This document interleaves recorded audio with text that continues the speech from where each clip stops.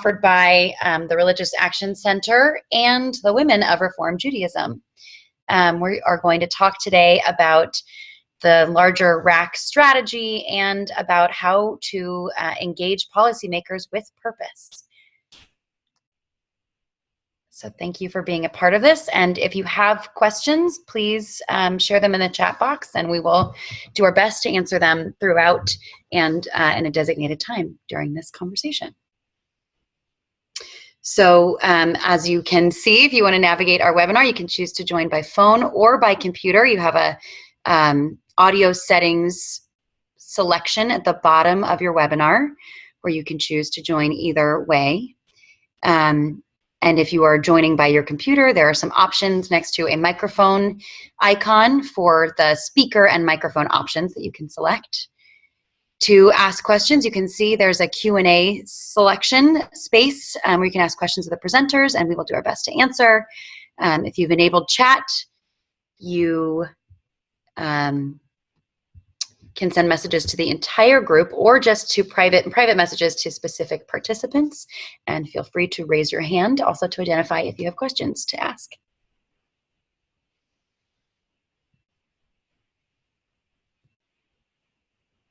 So our goals for today's webinar are to prepare for meetings with elected officials at all levels, local, state, and federal, and to learn about how legislative visits can advance the RAC's national and state social justice priorities, your national and state social justice priorities of our movement.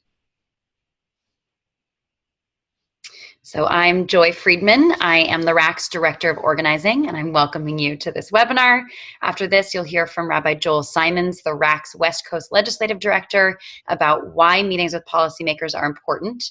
Then you'll hear from the RAC's Associate Director and Director of the Commission on Social Action, Barbara Weinstein, about how to meet with policymakers, and we'll answer questions that have not yet been addressed throughout the rest of our agenda. And we'll have some breakout groups to discuss how you're going to use the tools that you've just learned. So the context for the RAC on conversations with legislators is our new strategy, a strategy developed to respond to the urgency of now so that we can act together as a movement to build the world we want. So the first step of this strategy is a shared Brit Olam. Brit is the word for covenant in Hebrew. Olam is the word for world, a covenant for the world we want. The world we want, as described in the URJ's mandate, is a world where all people, not just Reform Jews, but certainly us as well, experience compassion, justice, and wholeness in our world. And we believe it is our obligation to organize and mobilize an active citizenship infused with the democratic spirit to work across our congregations and across lines of difference to build that world. That world, in the current divisive and turbulent political and cultural climate we currently experience, is under threat. And that is why we've developed a set of campaigns called the Urgency of Now. The Urgency of Now campaigns are intended to protect and enhance the lives of those most vulnerable to not experiencing a world of wholeness, justice, and compassion in the current climate. Those are include us and include many people who are not Reform Jews. These are our broadest definitions of those individuals, those communities and populations: low-income individuals and families, immigrants and refugees, people of color, victims of bias and hate, and specifically anti-Semitism, and women. We do this both because we are called to as we read the news, and because we are called to as we read the Torah, which tells us, "You shall not wrong or oppress a stranger, you shall not ill-treat any widow or orphan." So we have already developed specific issue-based campaigns for 3 of those vulnerable populations: immigrant justice, racial justice, and transgender student justice issue campaigns, which we are looking to address at local, state, and federal levels.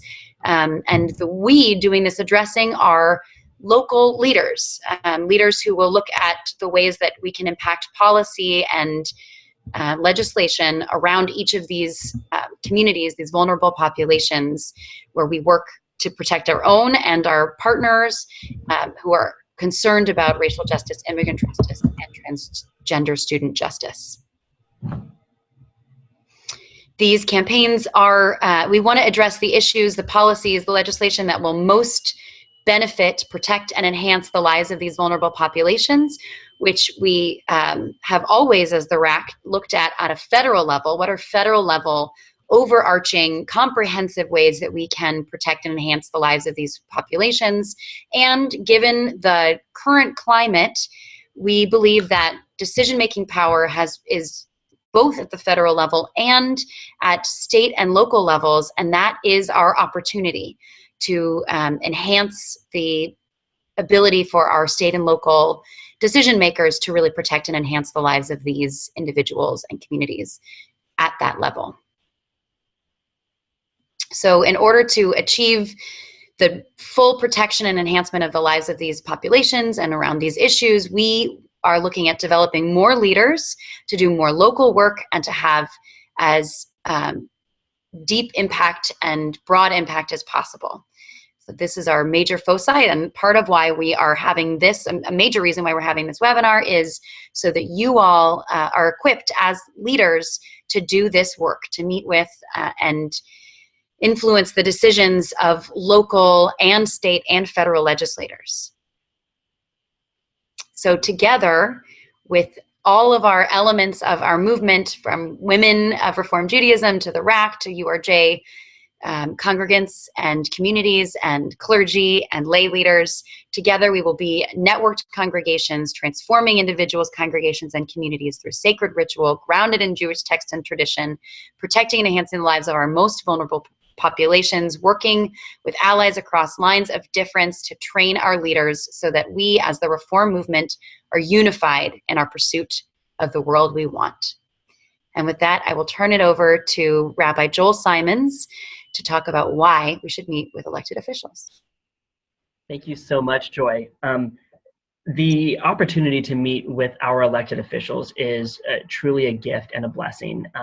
And when we look at these meetings with our elected officials, we look at them in two ways. One, there's the short term. If there is a certain bill or issue that we hope that the legislature, whether it's local, state, or federal, we want them to help us advance that piece of legislation. So that is the short term.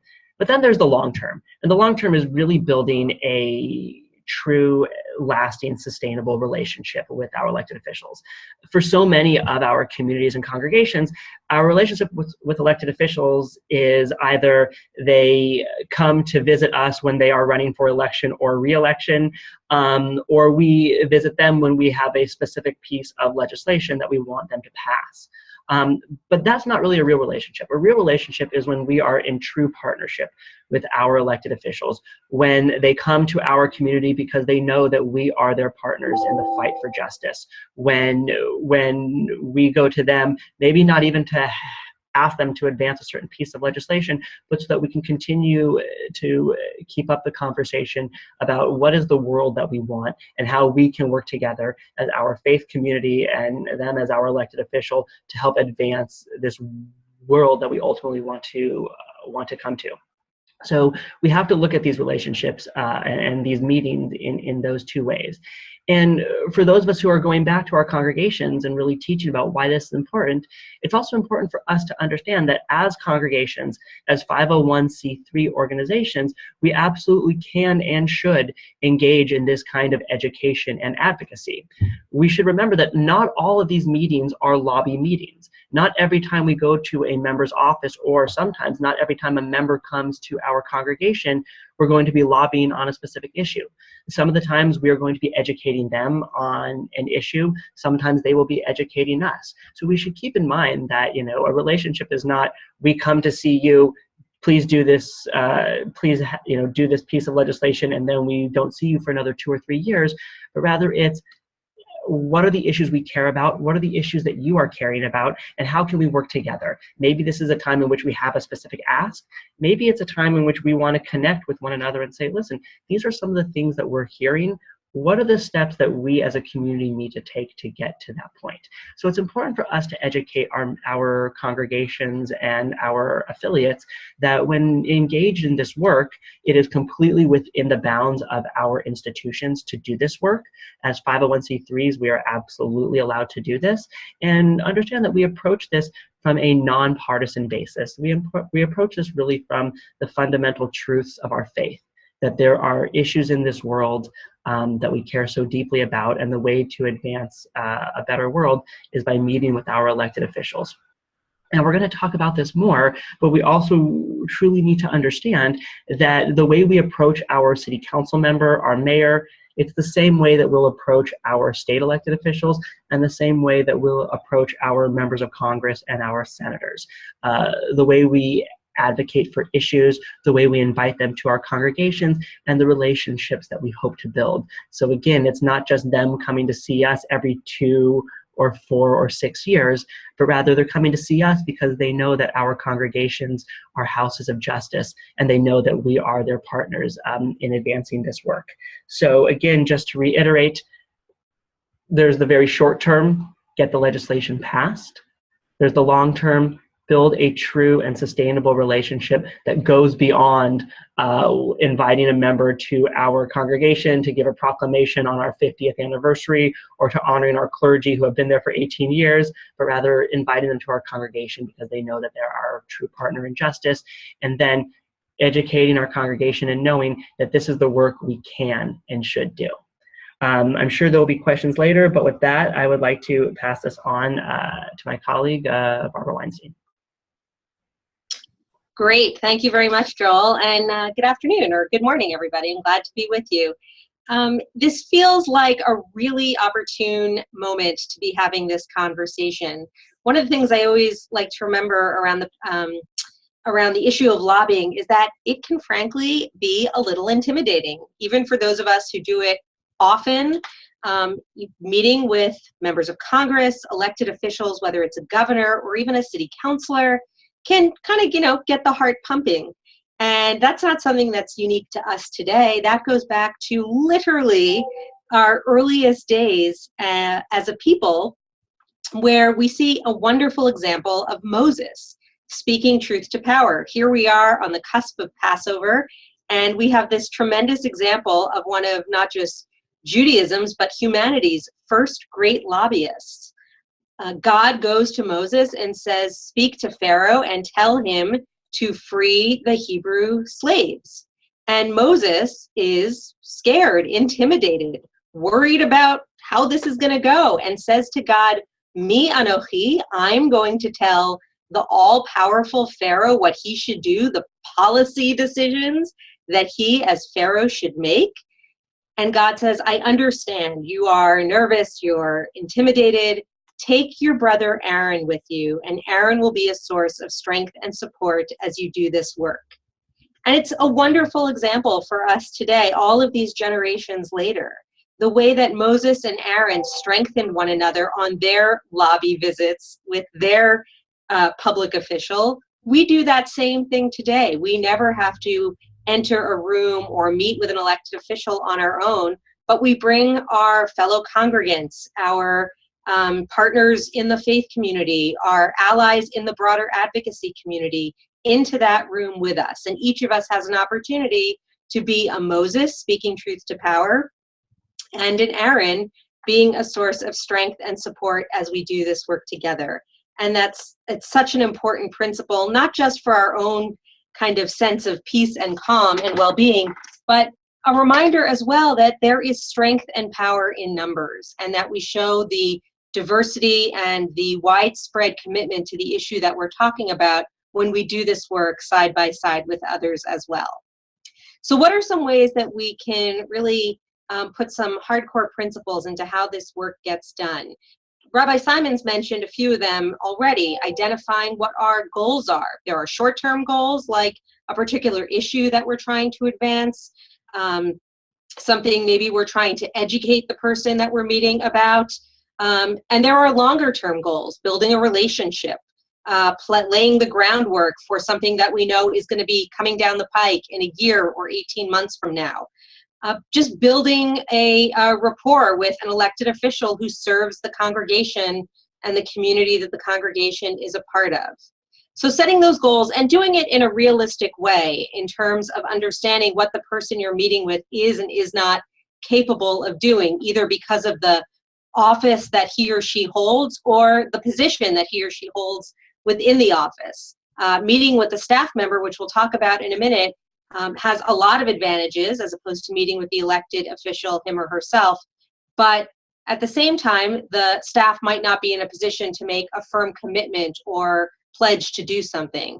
They may, however, be an expert in the issue that you're talking about. So before walking into that room, setting the goal for the meeting in a realistic way is essential. So number one, how do you go about setting up the meeting? The first thing is figuring out who the right person to meet with is. Depending on the issue, it might be someone locally, at the state level, at the federal level. It might be at the federal level, a senator who sits for 6 years, and there are 2, of course, in every state, or it might be a member of the House of Representatives who serves a 2-year term in office and serves a much smaller geographic area. So figuring out who the right person to meet with is number one. Thinking on your side, who needs to be in the room? Are you going in to put on a show of strength, to show how many people and the diversity of people that are interested in a particular issue? Or is this really about a get-to-know-you relationship building opportunity where you want it to be a much smaller, maybe one-on-one or a couple of people on both sides opportunity to have a conversation? Those aren't necessarily mutually exclusive decisions, but things you want to think about in advance. You also want to think about whether it's going to be public or off the record, right? You can have a very candid conversation if you agree that the meeting is going to be off the record. And there are even gradations within that. You could let the public know that a meeting happened, but not necessarily what was discussed or any commitments that are made. Or you can have a total blackout on the fact that the meeting even occurred as well. So thinking about that in advance and making sure that both sides are on the same page about what the terms of the meeting are is essential. On the other hand, you might want to have a very public meeting because it's an opportunity to put pressure on the person that you're meeting with, amplifying the message that you're trying to convey by writing an opinion piece for your local newspaper about the fact that you had this meeting and what was conveyed is a very effective way to bring your message to a wider audience. And so figuring out, again, what the meeting's terms will be, public, off the record, somewhere in between, is essential. You also want to think about just sort of a nuts and bolts issue, which is how to find the person that you're meeting with. And happily, we're doing this in 2017, and the internet makes it pretty easy to figure out through Google who your legislators are. If you are looking at the congressional level, you can go to websites like house.gov or senate.gov. And all you do is you type in your zip code, and that gives you who your legislator is. Literally as simple as typing in your zip code. And of course, this doesn't just apply to meetings that happen in Washington. Every federal elected official, basically except the president, has at least one, if not more, office in the district that you're living in. So really easy to find out who those people are, where their offices are, and who the right person to set up a meeting with is. Very often you're going to want to go through the scheduler, who will let you know who the right person to meet with is. Sometimes it's going to be the legislator themselves, and sometimes it's going to be a top aide, especially for the first meeting, depending on whether it's a get-to-know-you opportunity or something about a particular public policy issue. You may very well be meeting with an aide before you meet with the elected official themselves, and that can actually be a really good thing. No elected official can be an expert on every issue under the sun. They really rely on the eyes and ears of the people that they are staffed by to connect with constituents. That's a really important thing to remember, to talk to the staff with the same respect and openness that you would to the legislator themselves, because it's really the staff who's going to be your best advocate and your best ally on the legislator's team. And quite frankly, they'll also usually be in the room, even if you're meeting with the elected official themselves. They want them there as a witness, a note taker, someone who really knows the details about whatever the issue is that you are talking about that's important to you. So maintaining and establishing and maintaining those relationships are essential. So what happens when you're actually in the meeting room? The first thing you want to do is to really credential yourself, to explain who you are, what gives you the authority, the responsibility to be in that room. You're there perhaps on behalf of your congregation, where the congregation is located in the district, how many members the congregation has. Is it the oldest congregation in the area or some other designation of note? You want to let the people you're meeting with know that. Remind the people you're meeting with if they've been to the congregation before for an event or a program, if you've honored them in some way. Establish that kind of relationship, and don't necessarily expect them to have remembered that they were at the synagogue 5 years ago on the weekend in June when they brought greetings or whatever it is. For better or worse, elected officials visit a lot of congregations across the faith spectrum, so they may not have remembered a particular event. So take the opportunity to remind them of that already established connection. Also, it's great to remind the person that you're meeting with that you are there not just as a constituent, not just as a congregant of the synagogue, but as a member of the larger Reformed Jewish movement. And that movement is the largest denomination in American Jewish life, with 1.5 million congregants, 2,000 rabbis, and 900 congregations. And if you want to know how many of those congregants and congregations are in the district, your congressional district or your state, all that information is available on the URJ's website at urj.org and is a tremendous resource for you. So if you're going in there, you're able to convey a message that amplifies, that is amplified by the power of the movement that you are a part of. So next you want to think about what the particular issue is that has brought you to that room today and why it's important in a few different areas that you see on your screen. Number one, why is it important to the country or to the state or to your district, your community?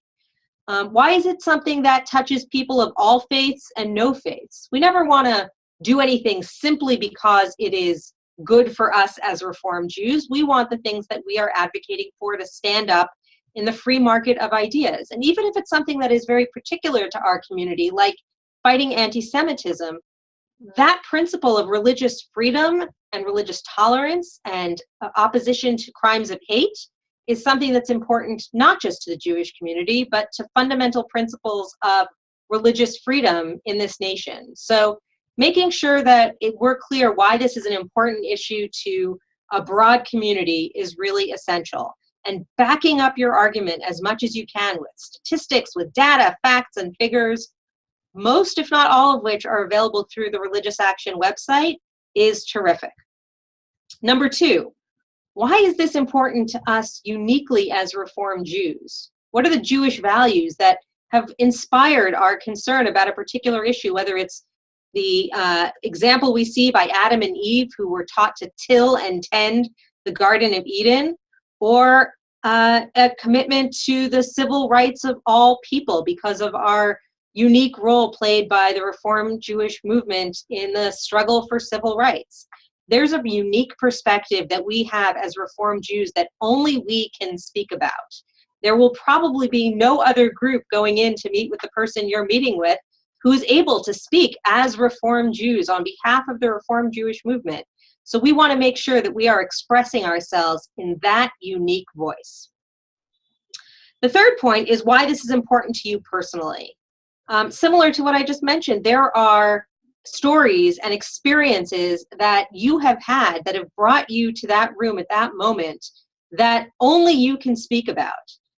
One of the examples I always love to talk about is before I came to the Religious Action Center, I spent several years working on Capitol Hill as an aide to a congressman from Massachusetts, and we had an Air Force base in our district. And there was a day when in the morning I met with representatives from a defense contractor, the people that made the armor that our service members wore, who came in to talk about why they wanted more funding for a particular piece of armor that was going to keep our people in uniform safe. Important meeting, essential issue. Later that same week, I met with the parents of a service member who was serving overseas and was actually wearing that particular piece of armor that I'd heard about earlier in the week from the staff of the defense contractor. Those parents were talking about the same exact issue, and they wanted the same exact thing, which was more funding for this vital piece of armor. And it wasn't that I didn't care about what the contractor was saying, the person who was paid to be sitting in the congressional office telling me why this issue was important, but I certainly listened differently to parents sitting across from me telling me about their son who was serving overseas and relied on this particular piece of equipment than I did to someone who I knew was paid to be there. So telling that personal story and making that personal connection is really vital. And finally, the fourth and probably the most important thing is the ask, a specific ask that has brought us to the room today. What is the thing that we want the person we're meeting with to do? Is it to vote for a particular piece of legislation? Is it to fund a project of some sort? Is it to make a public declaration of where they are on an issue? Is it for them to continue to have an open dialogue with us? Or is it to come to our synagogue for a particular event? All of those are great asks. Being as precise and specific in your ask as you can be is essential. And when you're making that ask, understand whether the ask is something realistic or more aspirational. Knowing what the legislator or the policymaker, the decision maker's interests are, is essential. Is the topic that you're talking about something of core concern to them? Is it a fundamental principle where they have a long-standing firm position? If you're talking about criminal justice reform, is the person that you're meeting with a former prosecutor? Are they maybe formerly a professor of constitutional law? Are they a former oil executive? Whatever their personal interests, background, values are is going to inform the conversation and the decision that they're making on the ask that you have presented to them. So be sensitive, pitch yourself accordingly, and make sure that the ask you're making in your head is understood as either aspirational or realistic. And finally, when the meeting wraps up, make sure you say thank you, goodbye, exchange contact information so that everyone can stay in touch. And again, remember to do all of this, whether it's been a really positive, collaborative, productive meeting, or maybe there was a little more tension and disagreement involved. Whatever you do, leave that meeting on a note of positivity, a way that you can have the door open for future conversations, whether that's, again, with the elected official themselves or the staff member. Next step, of course, is following up. And you're going to want to have a conversation with your team that was in the room with you to do a quick debrief as soon as you can after the meeting to talk through what went well, what could have been done differently, and think about as well whether or not you all left the room with the same understanding of what happened. Was what you heard in terms of any commitments made by yourself or by the person you're meeting with the same as what your friend sitting next to you heard? Making sure you're all on the same page is essential because it's human nature to sometimes hear what we want to hear rather than what was actually being said. And we can't take our next steps on whatever goal we're trying to achieve unless we understood where the people that we were meeting with are. You'll also want to send a follow-up letter, or email is probably even better in this day and age, faster and doesn't have to deal with all the security things that snail mail has to go through. But you want to send a thank you note that reiterates the key points that you made, that reaffirms the ask that you made, and that notes any commitments that you made and that the person you were meeting with made. Again, to make sure that you both are on the same page. And finally, you're going to want to report back to the RAC on an online form that we'll have more information about shortly, or on the Reform CA website if you're in California, about what happened at the meeting so that we can keep track of those relationships and build on them together as a movement as we go forward. So with that, I will pause and turn it over to our next speaker. Hi, everybody. I'm Lee Winkleman. I'm the California Organizing Director for the Religious Action Center. We're going to we have a few moments to take questions now, and if you'd like to ask a question, you will notice, I believe for most on the bottom of your screen, you will see Q&A, and if you click on it, you can leave a question there, and so please feel free to do that now. Our first question is from Jennifer Kaufman, who asks, how do you create relationships with representatives who are not allies? Not everyone has representatives whose agendas are in sync with ours. How do we start to bridge those differences?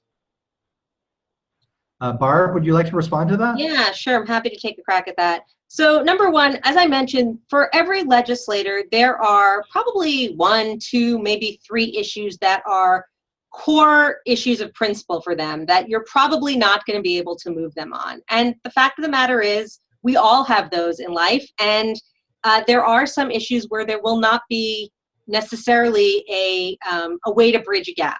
But what we look for are ways to build relationships that we can kind of work around on the margins. So very few issues are yes or no, black or white, up or down.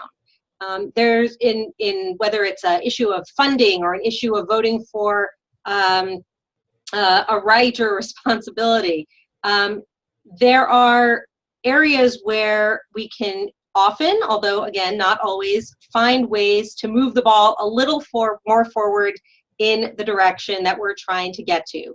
On the other hand, there will be, for every person that we're meeting with, some core issues of principles we're just not going to be able to come to terms on. And that's when we look to the people sitting next to us, the Aaron to our Moses, and we look to people who are maybe Aaron sitting in a district over or a state over, and find ways that we can encourage them and support them in the work they're doing to find allies and votes in other places. Great, thank you, Barb. Another question that often comes up is, what do I do with my legislator agrees with us? And is there a reason to meet with them if they agree with us? And I'd love to get your views on this, Barb. I would say there are 2 things you can do. One is it's really important to thank them. Like, they may be taking heat from the other side, and you got to let them know how much you appreciate that they've been on our side. And the second is that we want to ask them to do more than vote the right way. We want them to be champions of our issues, to really take leadership. Do you have any other thoughts on that, Barb? I absolutely agree with both of those. I can tell you from my experience when I was on the Hill, I definitely learned a few new words from some irate constituents who would call now and then. And it was much more infrequent that we heard from people who were calling to say, hey, thank you. I know that was a really tough vote or a difficult decision that the congressman had to make. I really appreciate you standing up for these values. Those calls are essential. We all need that, to have that support, to have that vote of confidence. Members of Congress, legislators, city council members, no less than the rest of us, maybe even a little more. So saying thank you is essential. And one of the advantages of doing this work at this moment in time is that it makes it so easy for us to reach out to our friends on Facebook and Twitter and email that live in geographic areas that are far from us, that may not be of the same ideological persuasion, and have them reach out to their elected officials to talk about the issues where it might not be as much of a slam dunk. We have these tremendous resources at our fingertips, and we can make much better use of them than I think we already do. And our last question comes from Linda Rafferty. She says, I'm happy to meet with our legislators. And she asks, how do I prepare myself to speak knowledgeably and get guidance on the agenda? And how long should the meetings be? Should we ask for a 30-minute or 15-minute meeting? So usually meetings last anywhere from 30 minutes to an hour, depending on what you're talking about. I wouldn't ask for less than a 30-minute meeting. That's a good starting point. Obviously, the length will depend on how much you have to say and what you're trying to get accomplished. In terms of the agenda, that's part of what that's that's an essential but resource that we provide as Reform California, as WRJ, and as the RAC for the range of issues that are of concern to us as a reform movement, whether it is civil rights or climate change or reproductive rights or whatever one of the 70+ issues on which our movement has been speaking for generations. And we have a tremendous wealth of resources on the RAC website and on WRJ's as well, I know, about all of those issues, where you can learn about the public policy aspect of the issue, the Jewish values that inform our thinking, and what the reform movement has said and done on the issue in the past. And if there's something you're looking for that you don't see there, please let us know, and we'll be happy to point you in the right direction. Thank you, Barb. There is a very helpful short guide to doing legislative visits that covers a lot of the things that we've talked about in this webinar, can be reminders. It's called Tips for a Successful Legislative Visit. And you can find it on the RAC website at the address on the screen. It will be on the Reform, it's on the Reform California page as well, and it will be posted in the tent as well. So that is really helpful. There are also other materials that you will find on those websites, including how to find your legislators and how to report back on your meeting. So now that we talked about kind of the mechanics of how these meetings go, the key thing will be that you set these meetings up and that you understand how these meetings are advancing social justice as part of the reform movement. And we're going to now switch to 5 different breakout groups where we'll talk about what is the context for these legislative visits, what are the issues that we can be working on, how can we use these legislative meetings as a tool to advance social justice. So if you are in California, we will be doing a Reform California breakout group that will be talking about our campaign in California to meet with 50 state legislators over 50 days. So that is the first URL that's on the screen. There is a transgender inclusion group that will be meeting. That's the second one on there, talking about the campaign to reach out to local school boards about bathroom policies. The third thing is around immigration. We'll be talking about how we can use these to advance immigration. We have one talking about racial justice, which primarily for us has been criminal justice reform and voting rights. We'll be talking about how to use legislative visits to advance racial justice. And then if you're part of Women of Reform Judaism, there will be a separate breakout group for Women of Reform Judaism to told how Women of Reform Judaism will do this. These links are also in the chat box. So you can click on the link in the chat box and it should take you right there. Is there any other questions, or panelists, is there anything I forgot to say? I'll just add that once you head to your breakouts, we are not going to be reconvening back here. So thank you all for joining us, and hope you have a good time in your breakouts. Great. So head to your breakouts now, and we will